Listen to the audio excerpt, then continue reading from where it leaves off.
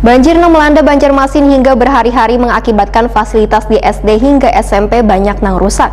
Dari data didapati sebanyak 41 sekolah tingkat SD dan sebuah sekolah tingkat SMP yang rusak akibat banjir. Sedangkan biaya yang akan digunakan adalah anggaran murni, kemudian di anggaran belanja tambahan untuk perbaikan secara keseluruhan.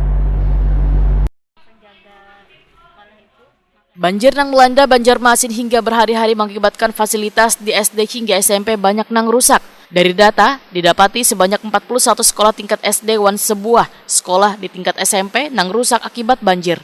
Nilai kategori kerusakannya mulai dari ringan hingga sedang. Demikian dipedahakan Kepala Dinas Pendidikan Kota Banjarmasin Toto Agus Daryanto, Wetakoni Prima TV usai rapat bersama Komisi 4 DPRD Banjarmasin, jelang tengah hari Selasa 16 Februari 2021. Toto Agus Daryanto mengaku masih melakukan pemantauan sekaligus pendataan fasilitas sekolah yang rusak akibat banjir ini, hingga bisa ditindaklanjuti untuk perbaikan. Sedangkan biaya yang akan digunakan adalah anggaran murni, kemudian di anggaran belanja tambahan untuk perbaikan secara keseluruhan. Toto Agus Daryanto menegaskan kada hanya kursi atau meja belajar yang rusak, tapi fasilitas sekolah yang komputer ada juga yang terendam banyu.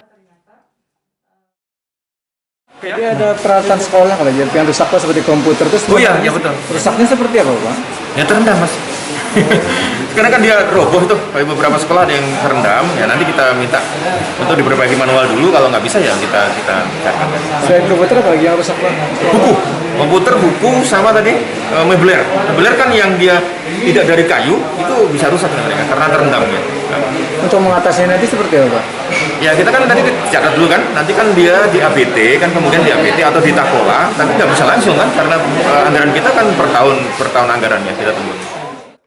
Wakil Ketua Komisi 4 DPRD Banjarmasin, Zainal Hakim ST memadahkan, bila Komisi 4 sangat memberikan perhatian serius terhadap kondisi sekolah yang mengalami kerusakan akibat banjir ini, termasuk segala fasilitas penunjang lainnya. Politisi Partai Kebangkitan Bangsa ini pun meminta Dinas Pendidikan untuk secepatnya melakukan perbaikan, sedangkan Komisi 4 akan mendukung pengalokasian anggarannya. Dan ini kita berharap bahwa inventarisasi ini bisa berjalan dengan cepat, sehingga kita sudah ada mempunyai data untuk memprogramkan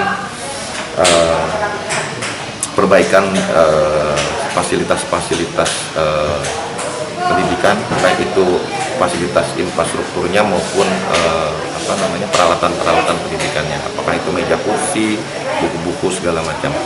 Dan apabila memang memungkinkan dilaksanakan di APBD perubahan, hal-hal yang mungkin kita laksanakan di APBD perubahan kita laksanakan di APBD perubahan.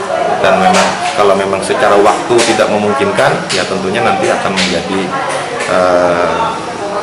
usulan kita di APBD Mudik di tahun 2024. Pak, jadi sampaikan di SMP 29 itu sampai komputernya terendam itu ya. Gitu, Pak, menurut kan? Jadi kan ini kan masing-masing sekolah ini kan mempunyai infrastrukturnya yang berbeda. Ada yang sekolah yang komputernya yang mempunyai meja, ada yang kemudian yang di bawah. Dan ini juga menjadi catatan kita bahwa fasilitas-fasilitas sekolahan itu baik SD maupun SMP siogianya itu bisa, artinya standar, bisa seragam. Dan ini menjadi catatan penting kita tadi bahwa hal-hal yang ini harus diperhatikan sehingga ke depan ketika ada musibah bencana, hal-hal seperti ini bisa tidak terjadi lagi. Zainal Hakim menyatakan masih melakukan penjadwalan untuk melakukan kunjungan melihati sekolah-sekolah yang terdampak akibat banjir.